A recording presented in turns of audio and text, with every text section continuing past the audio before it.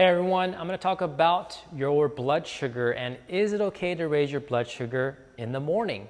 And this came in a question in regards to my sort of idea in terms of PFF. So I say your BFF for blood sugar control is PFF, protein, fats, and fiber. So you should be doing that most of the day.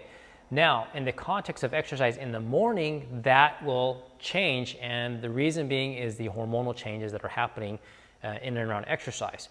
So for example, let's say someone is training between 6 to 7. So this is where their workout is. And when you are working out, you have, and this is in the context of weight training. So if you're doing 5 sets of 5 and then you're doing some other exercises, doing some core stuff, you're raising testosterone during your workouts, depending what your loading parameters, but you're also releasing cortisol because that's a stress to the body. So you have an increase in cortisol. So after you finish your workout, let's say around 7 a.m., you have an increase in cortisol. Cortisol is not a bad thing, but to optimize recovery and to prevent the tissue breakdown and to stop that from continuing for another hour or two or hours after, we want to try to drop the cortisol. So this is an ideal time where you would want to add in right here, you want to add in carbs.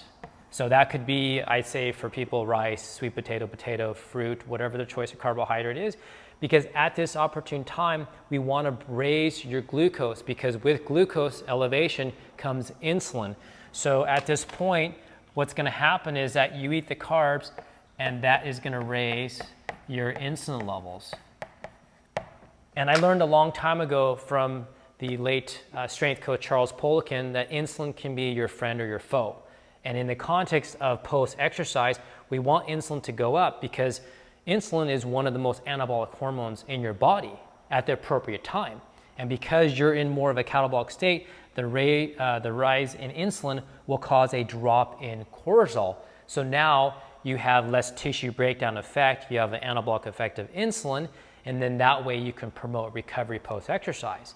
Now, the rest of the day comes along when you have your meals at 12 and 3, your snack, or 6 dinner, you would go back to PFF to start to stabilize your blood sugar the rest of the day. So in the context of exercise first thing in the morning, this is where you can take advantage of having the carbs post-exercise to optimize the hormonal milieu to promote recovery in the long run. Until next time, eat well to feel well.